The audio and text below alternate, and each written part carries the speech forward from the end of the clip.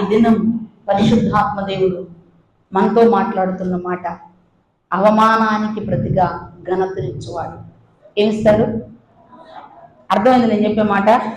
కొంతదేశం చాలా వెళ్ళేస్తున్నారు, నల్లగుడ్లు కనపడుతున్నా, తెల్లగుడ్లే కనపడుతున్నాయి, అద్దాల్లో కూడా కనపడుతున్నాయి. నాకు నల్లగుడ్లు లేవా? మీకు ఉన్నాయా? ఆ మాకు చూడండి. అవమానానికి ప్రతిగా ఏమిస్తాడు ఆయన? ఘనతనిస్తాడు. దేవునికి స్తోత్రం. ఏ ఘనత? రెట్టింపు ఘనత. జెఫన్యా గ్రంథంలో ఒక మాట రాయబడింది. జెఫన్యా గ్రంథం 3:19లో ఏ ఏ స్థలాల్లో మీరు అవమానించబడ్డారో, ఏ ఏ స్థలాల్లో మీరు నిందించబడ్డారో, అవమానానికి తగిన పేరు, ఖ్యాతి, మంచి పేరు నేను మీకు ఇస్తాను. దేవునికి స్తోత్రం. ఏ స్థలాల్లో మీరు అవమానించబడ్డారో ఆ స్థలాల్లో మిమ్మల్ని నేనేం చేస్తాను? ఘనపరుస్తాను. ఈ దినం పరిశుద్ధాత్మ దేవుడు మనతో మాట్లాడుతున్న మాట, ఘనతనిచ్చేవాడు ఎవరు? మనుషులు నిందిస్తారు, అవమానపరుస్తారు, వ్యంగ్యం చేస్తారు, హేళన చేస్తారు, గర్వపు మాటలు మాట్లాడతారు, నా బట్టి నువ్వు ఎక్కడ చాలని వ్యక్తి అన్నట్లుగా చూస్తారు. కానీ ఆ పరిస్థితుల్లో మనం కనుక తల ఉంచుకుంటే అదే మార్గంలో, అదే దారిలో ఘనతకు కారణభూతులుగా ఏం చేస్తాడు? స్తోత్రం చెప్పండి, గట్టిగా చెప్పండి. హల్లెలూయా. దావీదు తన సింహాసనాన్ని విడిచి తన కన్న కొడుకైనటువంటి అబషాలోము తండ్రి మీద తిరుగుబాటు చేస్తే ఏం చేయాలో అర్థం కాక, ఓ పక్క చూస్తే కొడుకు, మరో పక్క ప్రజలు, తల్లిదండ్రులు, తండ్రి కొడుకులు ఇద్దరు రాజ్యం వేరైపోయిందంటే ప్రజలు ఏమైపోతారు? ఇప్పుడు మనకున్న సమస్య కూడా అదే. మనం ఆలోచిస్తున్నాం, ఏమైద్దా అని ఒక ఉత్కంఠ మన హృదయాల్లో. అబషాలోము రాజుగా కావటానికి సిద్ధంగా అన్ని వ్యూహాలన్నీ పన్నాడు. విషయం దావీదు తెలిసింది. దావీదు ఒక జ్ఞానంతో మాట్లాడుతున్నాడు. అయ్యా, మనం ఇక్కడ ఉండొద్దు, పారిపోదాం, వెళ్ళిపోదాం. మనం కనుక ఇక్కడ ఉన్నాం అనుకో, ప్రజలు అబషాలోము వైపు తిరిగి మన మీద పడి మనలో కొందరిని కోల్పోవాల్సి వస్తుంది. లేకపోతే మేము మీ నాన్న పార్టీ అని ఒకళ్ళు, నేను అబషాలోము పార్టీ అని ఒకళ్ళు, ప్రజలు ఒకళ్ళకు విరోధంగా ఒకళ్ళకు వాళ్ళ కత్తులు తిరుగుతాయి. కాబట్టి ఇక్కడ ఉండటం క్షేమం కాదు, వెళ్ళిపోదామని చెప్పాడు. వెళ్ళిపోదాం అనగానే దావీదు బయలుదేరితే దావీదు వెంట 600 మంది బయలుదేరారంట. స్తోత్రం చెప్పండి. హల్లెలూయా, హల్లెలూయా. 2 సమూయేలు గ్రంథం 16వ అధ్యాయం 5వ వచనం. దావీదు వెళ్తున్నాడు. ఎలాంటి పరిస్థితులు వెళ్తున్నాడంటే, రాజ్యభారం ఒక పక్క, ఓ పక్క కన్న కొడుకు శత్రువు. ఏం చేయాలి? పరిస్థితి అర్థం కావట్లా. ఏడ్చుకుంటూ, కాళ్ళకు చెప్పులు లేకుండా తల మీద గొడ్డేసుకొని ఏడ్చుకుంటూ వెళ్తున్నాడంట. ఏడ్చుకుంటూ వెళ్తుంటే దావీదుతో పాటు ఆ పెద్దలు ఉంటారు, సైన్యాధిపతులు, ఆలోచనకర్తలు, దావీదుకు కుడి భుజం లాగా ఉండే రాజ్యంలో పనిచేసే వాళ్ళందరూ దావీదుతో కూడా వెళుతూ, దావీదు మహారాజు ఏడుస్తూ ఉంటే ప్రజలు కూడా ఏం చేశారంట? మీరు 16వ అధ్యాయం అంతా 17వ అధ్యాయం చదువుకుంటే అర్థమైంది. ఏడ్చుకుంటూ ఎక్కడికి వెళ్తున్నాడంటే ఒలీవా కొండలకి వెళ్తున్నాడంట. ఒలీవా చెట్ల కొండలకి దావీదు ప్రయాణం వెళ్తున్నాడు. దావీదు వెళ్తుంటే ఈ లోపు ఒకడు వచ్చి రాళ్ళు ఇసురు పడుతున్నాడు, చిచ్చి అంటున్నాడు, ఉమ్మూస్తున్నాడు, రాళ్ళు చేస్తున్నాడు. ఓ పక్క ఏడుపు, ఓ పక్క గుండె పగిలిపోయే శోకం, కన్న కొడుకు, రాజ్యం అంతా చిన్నావైపోతున్న పరిస్థితులు. ఏం చేయాలి అర్థం కాని స్థితి. ఏడ్చుకుంటా వెళ్తున్నాడు దావీదు. ఏడ్చుకుంటూ వెళ్ళే మాట మీద మనం అంటారు కదా, మూలిగే నా యొక్క మీద ఏం పడిందంట? కైతే పడింది అన్నట్లుగా. ఇంకొకటి అంటారు పెద్దలు, ఒక లోకోక్తి, పుండు మీద ఏంటంట? బగ రక్తం కాస్త పుండు, దాని మీద ఏమేస్తున్నారు? కారం వేస్తే ఏమవుతుంది? ఇంకా మండుగా. ఇప్పుడు ఏడ్చుకుంటూ వెళ్తున్నాడు. ఏడ్చుకుంటూ వెళ్తుంటే ఇదిగో ఆ షిమి అనేవాడట రాళ్ళు తీసుకొని ఇసిరేస్తా, చీపో. సౌలు కుటుంబీకుడు అంటే అతను. నీ తండ్రి అయిన సౌలు ఇంటికి అన్యాయం చేసావు, అందుకే నీకు ఈ శాపం, అందుకే నీకు అందుకే ఈ శిక్ష అన్నట్లుగా ఇదిగో దూషిస్తూ చీపు చీపు అంటూ శపితమైన మాటలు మాట్లాడుతూ రాళ్ళు విసురుతా ఉన్నాడంట దావీదు మీద. దావీదు మీద రాళ్ళు విసురుతుంటే పక్కన ఉన్నటువంటి ఆ సైనికులు అంటున్నారు, అయ్యా ఒక మాట చెప్పయ్యా, ఒక దెబ్బతో వేసేస్తామని అంటున్నారు. అంటే దావీదు అంటున్నాడు, కన్న కొడుకే శత్రువు అయితే ఏడుస్తుంటే ఈ షిమీయ పాటివాడు దూషించదు. ఒకవేళ ఇది దోషులను అనుభవించే సమయమేమో నాకు, నిందలు పొందే సమయమేమో నాకు, దేవుడి చిత్తంలో నేను ఏడ్చే దినాలేనవి దూషించదు. నేను అలాగే యాడవటం ఒకవేళ ఆయన చిత్తంలో ఉందేమో, ఎవరేం చేయొద్దు, మౌనంగా ఉండండి, నా వెంట రండి అని చెప్పాడు. దావీదు ఏడ్చుకుంటే ఎలా వెళ్ళాడు ఒకసారి చెప్పండి మీరు అందరూ. ఎట్ట వెళ్ళాడు? ఏడ్చుకుంటా వెళ్ళాడు. ఏం లేవంట, పాదరక్షకులు లేవు, కాళ్ళకు చెప్పులు కూడా లేవు. మహారాజు అండి, సింహాసనం మీద కూర్చొని శాసించే రాజు, ఏడ్చే టైం వచ్చింది ఆయనకి. పాదరక్షలు లేకుండా కన్నీళ్ళు అనపానులుగా మారి ఈ మహారాజు పిల్లరా ఏడ్చుకుంటూ ఒలీవా చెట్టల కొండలకి ఎక్కెళ్తున్నాడు. దేవునికి స్తోత్రం. ఇక్కడికి వెళ్ళి ప్రార్థన చేస్తున్నాడు. ఆ ఏడుపుని అంటున్నాడు, అయ్యా నా దుఃఖాన్ని నాట్యంగా మార్చేవాడు నువ్వే, నా దుఃఖానికి ఉల్లాస వస్త్రం ఇచ్చేవాడివి నువ్వే, నా నిందకు ప్రతిగా ఘనతనిచ్చేవాడు కూడా నువ్వే, నీ చేతిలోనే పడతా. నా ఏడుపు ఏ విధంగా మారటం నీకు కారణమో, ఏ విధంగా మారటం నీకు ఇష్టమో ఆ విధంగా మార్చమని ఆ ఒలీవ చెట్ల కొండల మీద నిల్చుని కూర్చుని దావీదు ప్రార్థన చేస్తూ ఉంటే దేవుడంట ఈ అర్కీడైన ఆ పిల్లరా అహీతోపేలు అబ్షాలోముకు ఆలోచనలు చెబుతున్నారని దావీదుకి వినబడింది. దావీదు ఏం చేశాడు? అహీతోపేలు ఆలోచనలు కొట్టివేయమని ప్రార్థన చేశాడు.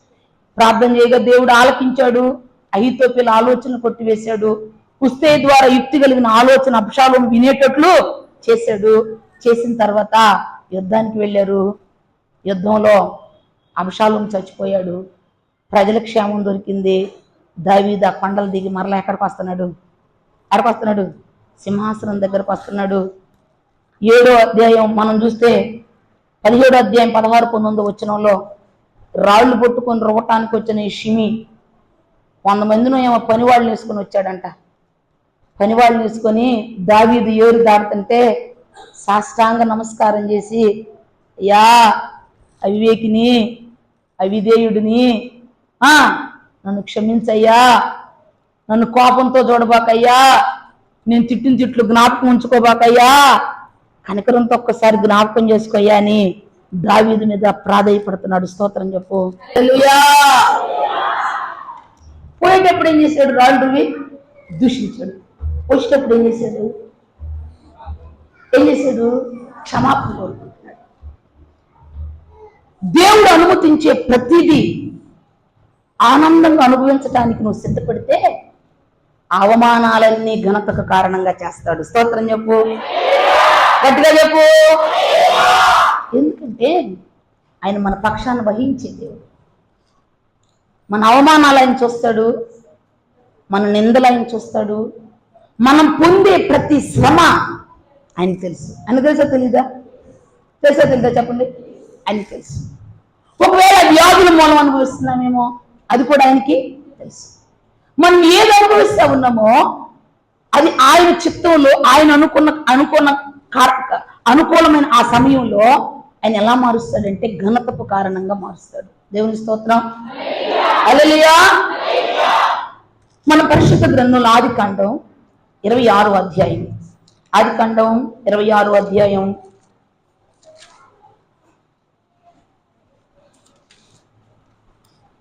26వ అధ్యాయం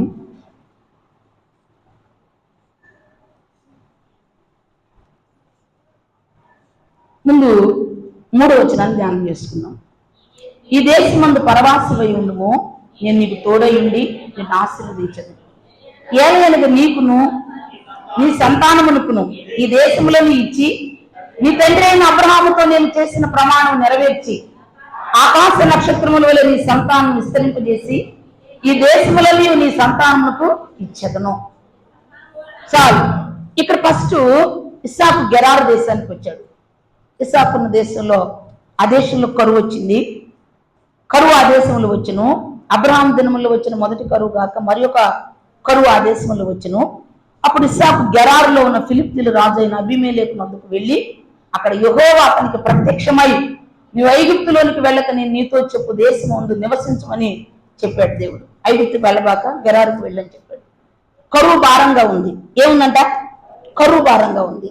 దేవుడు చెప్తున్నాడు, కరువు అయినా కష్టమైనా ఇస్సాకు నేను నీకు తోడయ్యన్నా. స్తోత్రం చెప్పండి. హల్లెలూయా. నేను నీకు తోడై ఉన్నాను. ఈ దేశానికి వెళ్ళన్నాడు. గెరారు దేశానికి వెళ్ళాడు. ఫిలిష్తీయుల రాజు అయిన అబీమెలెకు దగ్గర ఉండటానికి ఇష్టపడ్డాడు. కొన్ని దినాలకి ఆ గెరారు దేశంలో సేద్యం చేసుకుంటున్నాడు. పొలం పండించుకుంటున్నాడు. పొలం పంట వేసుకుంటే ఇస్సాకు విత్తగా 100 ఫలం పండిందంట. స్తోత్రం చెప్పండి. హల్లెలూయా. 12వ వచనం. ఇస్సాకు ఆ దేశం ముందు ఉన్నవాడు విత్తనం వేసి ఆ సంవత్సరం 100 ఫలం పొందెను. యెహోవా అతన్ని ఆశీర్వదించును గనుక ఆ మనుషుడు గొప్పవాడాయను. అతను మిక్కిలి గొప్పవాడగు వరకు క్రమక్రమంగా అభివృద్ధి పొందుతూ వచ్చును. అతనికి గొర్రెలాస్తియు గొడ్లాస్తియు దాసులు గొప్ప సమూహములు కలిగినందున ఫిలిష్తీయులు అతని యందు అసూయపడిరి. అతని తండ్రి అయిన అబ్రహాము దినముల్లో అతని తండ్రి దాసులు త్రవ్విన బావులన్నిటిని ఫిలిష్తీయులు మన్ను పోసి పూడ్చివేసిరి. అబ్రహాము కాలంలో కూడా కరువు వస్తే ఫిలిష్తీయుల దేశానికి వెళ్ళాడు. ఆ దేశానికి వెళ్ళి అక్కడ బావులు త్రవ్వించి సేద్యం చేశాడు. ఇస్సాకు కూడా అదే ప్రాంతానికి వచ్చి ఇదిగో భూమిని సేద్యం చేస్తున్నాడు, బావులు త్రవ్వుతున్నాడు. అక్కడ ఏం జరిగిందంటే ఇస్సాకు విత్తితే 100 ఫలం. కారణం ఏంటి చెప్పనా? ఇస్సాకుకి ఎవరు తోడై ఉన్నారంట? దేవుడు తోడై ఉన్నాడు. గొప్పవాడైపోయాడు, గొప్ప ఆస్తిని సంపాదించాడు, గొప్పవాడైపోయాడు. కానీ ఆ గొప్పతనాన్ని చూసిన ఫిలిష్తీయులందరికీ ఏం కలుగుతుందంట? అసూయ. ఏం కలుగుతుంది చెప్పాలి? అసూయ. అసూయపడ్డారంట. ఎవరోళ్ళు? ఫిలిష్తీయులు. అసూయపడి ఇస్సాకు తవ్విన బావులు మొత్తం పూడ్చేస్తున్నారంట.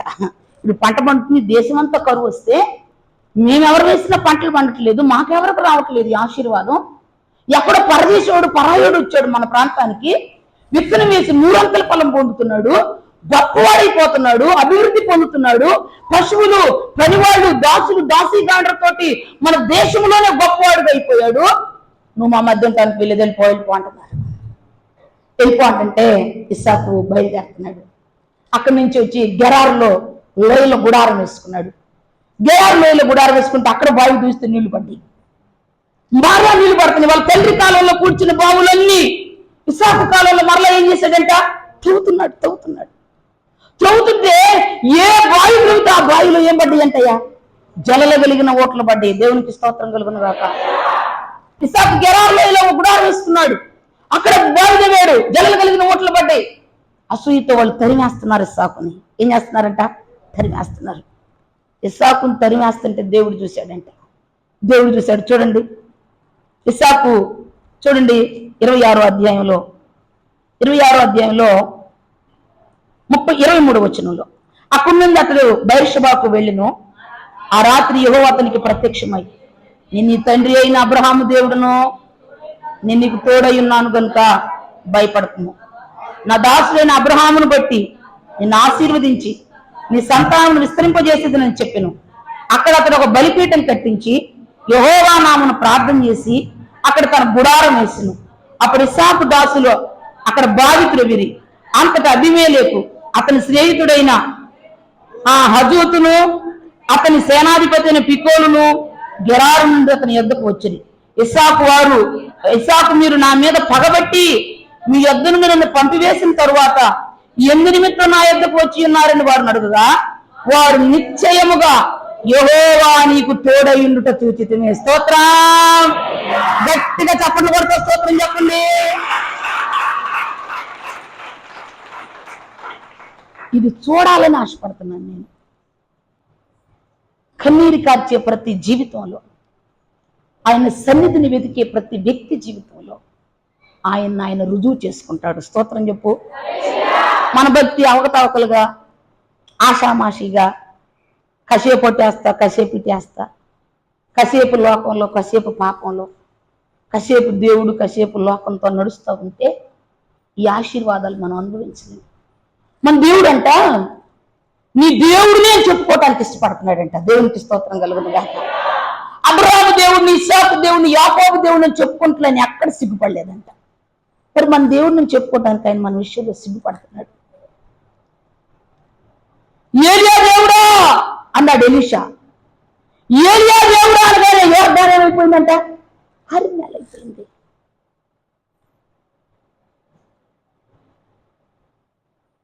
హిజ్కియా అంటాడు మా పితరుడైన దావీదు దేవుడా. తన ప్రజలను ఆయన ప్రాణపెట్టుకుని వారి దేవుడు అని చెప్పుకోవటానికి ఆయన ఇష్టపడుతున్నటువంటి దేవుడు. నీ తండ్రి అయిన అబ్రహాము దేవుడును. స్తోత్రం చెప్పండి. హల్లెలూయా. నేను నీకు తోడై ఉన్నాను, భయపడుకో. ఎక్కడ అవమానించారో, ఎక్కడ తరిం కొట్టారో, ఎవరు నీ మీద అసూయపడ్డారో వాళ్ళందరినీ పక్షాన్ని వచ్చేటట్లు చేస్తా. స్తోత్రం చెప్పండి. పారిపోతున్నాడండి. ఇప్పుడు ఎక్కడున్నాడు? అబీమెలెకు రాజు దగ్గర ఉన్నాడు, ఫస్ట్ నెంబర్ 1. తర్వాత ఎక్కడికి వచ్చాడు? గెరారు లోయలో గుడారం వేసుకున్నాడు. అక్కడి నుంచి తరపడ్డాడు. అక్కడి నుంచి ఎక్కడికి వచ్చాడు? బైష్బాకు వచ్చాడు. బైష్బాలో దేవుడు మాట్లాడుతున్నాడు. స్తోత్రం. హల్లెలూయా. మన దేవుడు శ్రమలో మాట్లాడే దేవుడు. ఏం చేసే దేవుడు? శ్రమలో. ఎప్పుడైనా అనుభవాలు అనుభవిస్తున్నారా? ఒక శ్రమ మన మీదకి వచ్చింది అంటే మనం దేవునికి సమీపంగా మారటానికే. ఒక శత్రువు మనల్ని తగులుతున్నాడు అంటే మనం ఆయనకి దగ్గరగా రావటం కోసమే. ఇస్సాకు ఒంటరివాడు. ఎవరున్నారు? అన్నదమ్ములు ఉన్నారా? రక్త సంబంధులు ఉన్నారా? బంధుమిత్రులు ఉన్నారా? నాన్న పలకరించేవాళ్ళు ఎవరైనా ఉన్నారు ఇస్సాకు అక్కడ? ఎవరు లేరు. ఒక్కడైతే దేవుడు అంటున్నాడు నేను నీకు తోడయ్యా. స్తోత్రం. హల్లెలూయా. నేను నీకు తోడయ్యా, భయపడుకో. ప్రార్థన చేసుకున్నాడు, బలిపీఠం కట్టాడు, ప్రార్థన అయిపోయింది. అదిగో అబీమెలెకు రాజు పని వాళ్ళని తీసుకొని వస్తున్నాడు. ఎందుకయ్యా? తరిగి కొట్టారుగా, వెళ్ళగొట్టారుగా, పంపించేశారుగా, మరలా ఇంకా చాలదన్నట్లు వచ్చారేంటి అని అడుగుతున్నాడు ఇస్సాకు. అడుగుతుంటే ఇస్సాకు అంటున్నారు అయ్యా నిశ్చయంగా నీకు దేవుడు తోడై ఉన్నాడని మేము తెలుసుకున్నాం. స్తోత్రం చెప్పండి. హల్లెలూయా. నిశ్చయంగా దేవుడు నీకు తోడై ఉన్నాడు. అందుకే మాకంటే గొప్పవాడు అయిపోతావు, మాకంటే అధికుడు అయిపోతావు. అధికుడు అయిపోయినప్పుడు మేము నేను తరిగి కొట్టామని, వెళ్ళగొట్టామని మా మీద పగ చూపిసి మా మీద కక్ష తీర్చుకోకుండా ఉండటం కోసం నీతో సమాధాన పట్టడానికి వచ్చాం. స్తోత్రం చెప్పండి. హల్లెలూయా. దేనికి వచ్చాడంట? ముందేం జరిగింది వాళ్ళకి అర్థమవుతుంది. వాళ్ళ మాట అర్థమవుతుంది. వాళ్ళ దేవుని వాక్యం మీకు అవమానించబడిన స్థలంలో ఏమిస్తాడు ఆయన? ఏమిస్తాడు ఆయన? ఘనతనిస్తాడు. స్తోత్రం. హల్లెలూయా. అవమానించబడిన స్థలాల్లో ఆశీర్వాదాలుగా మారుస్తాడు ఆయన. దూషించబడిన దావీదుని క్షమాపణ కోరుకుని షిమి ఏం చేశాడు? సాగిల పడ్డాడు. ఇదిగో గెరారు రాజు ఫిలిష్తీయులు అసూయపడి తరిమి కొట్టిన ఇస్సాకు దగ్గరికి వెళ్ళి మరలా ఏం చేశారు? వాళ్ళు సమాధాన పడ్డారు. దేవునికి స్తోత్రం. హల్లెలూయా. ఏదైనా చేయగలడు ఆయన. నా జీవితంలో ఏ విధంగా నీ పరిస్థితి, నా పరిస్థితి మార్చగలడు ఆయన. కానీ ఆయనకు అప్పగించుకునే కృప ఉండాలి. ఆయనకు అంగీకారంగా బ్రతకాలి. మనలో ఉన్న అవకతవకలు సరిచేసుకుంటూ మనం బాధించబడే ప్రతి సమయంలో, శ్రమించబడే ప్రతి పరిస్థితుల్లో మన బలహీనతలు సరిచేసుకుంటూ ఆయన వైపు మన హృదయాలు ఎత్తితే అవమానాలు ఘనతగా మారుస్తాడు ఆయన. స్తోత్రం. హల్లెలూయా. హల్లెలూయా. అందరూ మన పూర్వకంగా ప్రార్థనలోకి వద్దాం. ప్రభు వైపు మన హృదయాన్ని ఎత్తుదాం. ఆయన శ్రమ నీకు నాకు విజయం, నీకు నాకు రక్షణ. సాతానుకి అపజయంగా మారింది. అవమానాలు ఘనతగా మార్చే దేవుడు మనం ఆరాధించే దేవుడు. ఏ విధమైన అవమానాలు, ఏ విధమైన నిందలు, నిట్టూర్పుల్లో నీ ప్రయాణం సాగుతూ ఉంది. ఇదేనో నా ప్రభు చెప్తున్నాడు, నీ అవమానాలన్నీ ఘనతగా మారుస్తాను. నీ దుఃఖానికి ప్రతిగా ఉల్లాస వస్త్రం ఇచ్చేవాడు మనకున్నాడు. ఆయన వైపు హృదయం ఎత్తండి. ఇంతకాలం మీరు చేసిన అవకతవకల భక్తి జీవితాన్ని పరిశీలించుకోండి. ఆషామాషిగా వెంబడించిన స్థితిని విడిచిపెట్టండి. యథార్థ మనస్సు కలిగి మనపూర్వకంగా ఆయన వైపు తిరిగి మన హృదయాలు ఎత్తినప్పుడు నా జనులు ఇక ఎన్నడూ సిగ్గునొందరు, నా జనులు ఇక ఎన్నడూ సిగ్గునొందరు అని చెప్పిన దేవుడు మనకున్నాడు. ఆయన సన్నిధిలో దావీదుకు ఘనత ఇచ్చిన దేవుడు, హన్నాకు ఘనతనిచ్చిన దేవుడు, ఇస్సాకు ఘనతనిచ్చిన దేవుడు, నా ప్రియరక్షకుడైన క్రీస్తు యేసు మరణ పునరుత్థానాల ద్వారా నాటి సంఘానికి ఘనతనిచ్చిన దేవుడు. నా ప్రియ దేవుని బిడ్డలారా, మనకు ఘనతనివ్వటానికి ఆయన ఉన్నాడు. మనకు పేరునివ్వటానికి ఆయన తండ్రి కుడి పార్శ్వమును విజ్ఞాపన చేస్తా ఉన్నాడు. పరిశుద్ధ బల్లగా సమీపిస్తున్న మన హృదయాలు ఆయన వైపు ఎత్తుదామయ్యా. జ్ఞాపకం చేసుకో, నా శ్రమలో లోకం వైపు మనుషుల వైపు చూశానయ్యా, మనుషుల ద్వారా ప్రత్యామ్నాయం తీర్చుకోవాలని చూశానయ్యా. విఫలమైపోతున్నా, ఓడిపోతున్నానయ్యా. నా పరిస్థితులు పరిష్కరించే దేవుడు నాకున్నావని గురి నిలపలేకపోతున్నానయ్యా. విశ్వాసంలో నిలకడగలిగి నిలవలేకపోతున్నాను తండ్రి. తండ్రి నన్ను బలపరచు, నాకు ప్రార్థనాత్మ దయచేయండి. నా ప్రతి దుఃఖం, కన్నీరు, బాధ, వ్యాధి, నాకున్న భారాలన్నిటినీ ప్రభువా నీ పాదాల దగ్గర పెట్టగలిగిన విశ్వాసాన్ని నాకు దయచేయను. ఆయన సాతాను ఆయుధాలు విజయ సోపానాలుగా మార్చే దేవుడు అయ్యా, కన్నీటిని నాట్యంగా మార్చే దేవుడివి, దుఃఖితులను ఓదార్చే దేవుడివి, ఓ అవమానానికి ప్రతిగా ఘనతనిచ్చే తండ్రి మాకున్నావయ్యా. ఆ ధైర్యం, ఆ నమ్మకం, ఆ విశ్వాసాన్ని మాకు దయచేయండి. కూడి చేరి ఉన్న బిడ్డలందరూ మీరు కలియజూడండి ప్రభువా. దుఃఖ హృదయాలతో, నలిగిన మనసుతో, కృంగిపోయిన హృదయాలతో ఎందరిని పాద సన్నిధిలో ఉన్నారో తండ్రి మీరు లేవనెత్తండి, బలపరచండి. ఓ నా తండ్రి ఆదరించండి నాయన, ఘనపరచండి తండ్రి. ఓ ప్రతి అవమానం, నింద, భారం, కన్నీరు మీ ఆధీనంలో తీసుకోండి అయ్యా. అవి విజయ సోపానాలుగా మీరు మార్చండి తండ్రి. మీ ఆత్మకార్యం జరిగించండి అయ్యా. విత్తబడిన వాక్యం ఆంతరంగాల్లో ఫలించడానికి సహాయం చేసి మీరు అనంతమైన మహిమ పొందమని యేసయ్య దివి నామములు అడిగి పొందుకుని నామ తండ్రి. ఆమేన్, ఆమేన్.